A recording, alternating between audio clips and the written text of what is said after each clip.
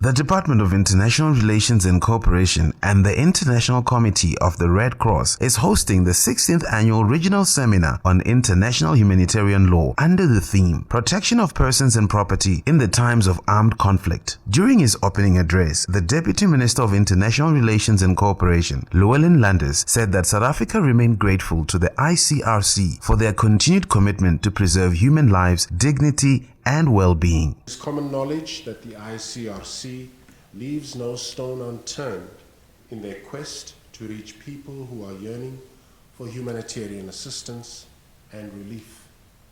They have a reach in places which most governments' apparatus find it difficult to discharge their responsibilities of alleviating the pain and suffering of those in distress.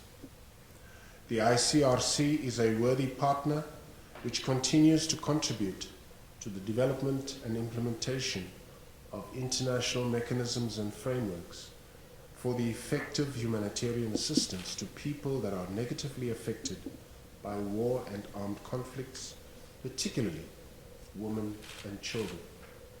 I can confidently say to you that your work complements our foreign policy in pursuit of a Pan-Africanist vision. This vision enjoins us to create a peaceful, stable, and prosperous continent, as well as working towards a just, fair, and equitable world order. Thus, in Africa, the ICRC contributes in part to the effective implementation of the African Union peace and security architecture in order to create conducive conditions for sustainable development. Deputy Minister Landers said the occasion provided an important platform to reflect on the progress made in ensuring compliance with international human rights law in Africa and significantly identify inhibiting factors in a view to address them. The changing nature of conflict has not made our work any easier. Thus, the emergence of intrastate conflicts has resulted in the loss of lives and unprecedented movements of people across national borders and even seas and oceans. In Africa, this phenomenon threatens to reverse the gains recorded since the early 1990s in realizing the ideal of entrenching democracy and good governance. In this new era of violent extremism, the historical sanctity of aid workers, medical personnel, and hospitals no longer stands. Our historical heritage and cultural property continues to be indiscriminately decimated. It is encouraging that more UN member states have ratified the Geneva Convention and some of the related protocols.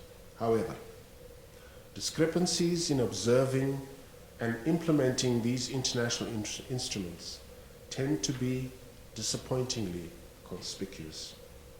In this regard, I must underscore what was reaffirmed during the 32nd International Conference of the ICRC in December 2015, that international humanitarian law remains a sacrosanct body of law, which is an internationally legally binding instrument.